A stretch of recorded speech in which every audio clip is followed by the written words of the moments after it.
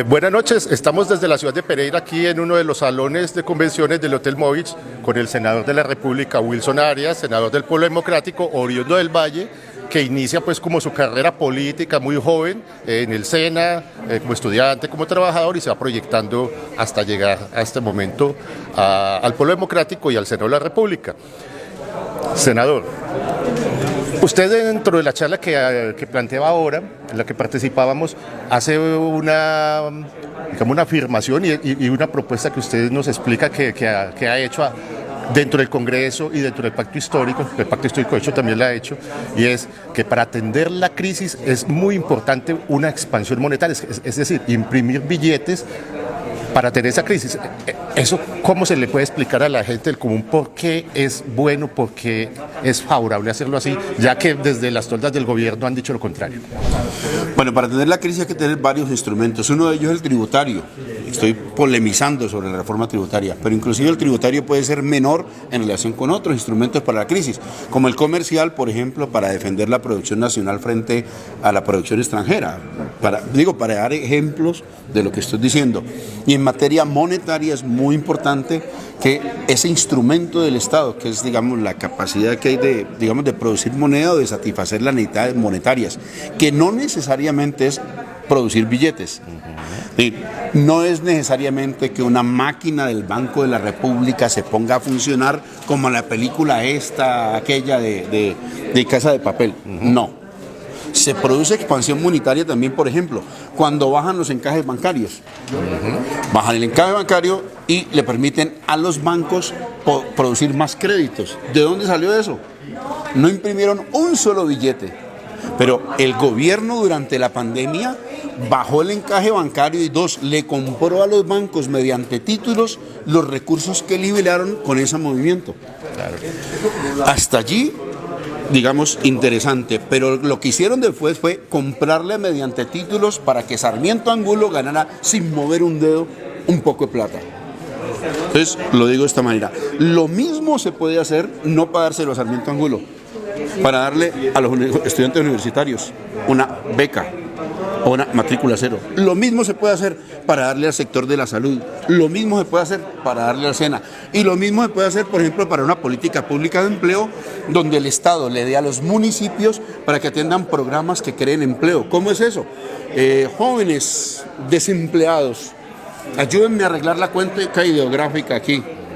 Una ambiental importantísima. ¿Por cuántos meses? Yo no sé por cuánto. ¿Qué significa eso? Que le pongo en un puesto de trabajo al municipio en cosas necesarias para la sociedad, y ese muchacho tiene ingreso, y cuando tiene ingreso compra, y cuando compra activa la economía, y cuando activa la economía las empresas producen más y contratan más gente y dan salarios, pero además pagan impuestos, pero le cobran a otras empresas, de modo que estamos hablando aquí de cómo la expansión monetaria puede traducirse en bienestar de la sociedad y más empleo. Eso es lo que estamos hablando con política monetaria. Perfecto, muy bien.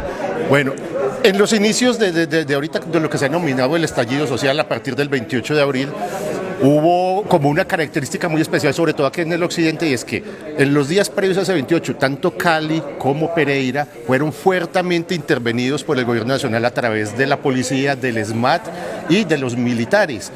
Y de hecho, aunque eso, digamos, la represión se extendió posteriormente, esos primeros días fue muy marcado acá. ¿Ustedes han hecho algún análisis de por qué se da esa situación de forma tan específica en estas dos capitales, digamos, del occidente del país?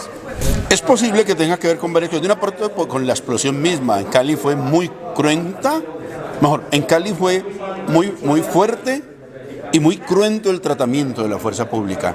En Pereira eventualmente también, y es posible que a su turno tenga que ver con la situación, digamos, de calamidad social presente inclusive antes del paro. No conozco mucho la circunstancia de Pereira, pero escuchando a Alfredo Crossway veo de gentes en las calles, vengo a la plaza a tomarme una foto en el Bolívar y me encuentro la pobrecía en la plaza. Esto en todo el país, sí, pero hay ciudades que tienen una circunstancia mucho más dolorosa en esa materia. La ciudad de Cali, por ejemplo, aumentó el número de pobres por encima del promedio nacional. Estaba por debajo antes de la pandemia y después resultó por encima. Mientras el número de pobres creció en un 20% en todo el país, en Cali creció en más del 60%. Y los pobres del resto del país se hicieron pobres porque perdieron el 24% del ingreso. En Cali perdieron el 50% del ingreso. Y sobre todo los jóvenes, de modo que después se preguntan por qué los jóvenes salen a la calle. Es posible que tenga que ver con eso, y lo segundo, es posible que tenga que ver también con lecturas que estaba haciendo las fuerzas militares y el alto gobierno, porque al parecer varios estaban esperando que podía haber una explosión social y tal vez supieran que algunos municipios, cuando vos abandonás al hambre a la población, tal vez sepas que la gente va a reaccionar. Yo creo que también había mucho de eso detrás de esa respuesta militar. Bueno, parte digamos, siendo el polo parte del pacto histórico y habiéndole aportado su proyecto, no solo económico, su programa y demás, hay una propuesta económica muy específica que de hecho data desde los inicios como del mismo polo y de la formación posterior de Colombia Humana y todos los movimientos afines.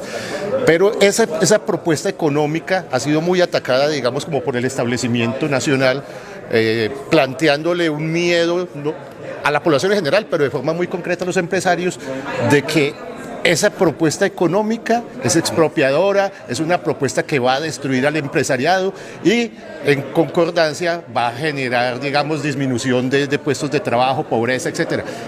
¿Cómo contribuye la propuesta económica y de empleo y demás del pacto histórico al fortalecer la empresa misma, ¿cierto? A generar un círculo virtuoso, incluso a crear mayor riqueza y a mejor distribuirla? La impresión que tengo es que las fuerzas que componemos el pacto histórico, no solamente por lo que vamos a decir en materia programática, que lo estamos sintetizando, sino también por lo que hemos hecho en la vida. Está arruinado el agro colombiano. No ha habido apoyo al agro colombiano.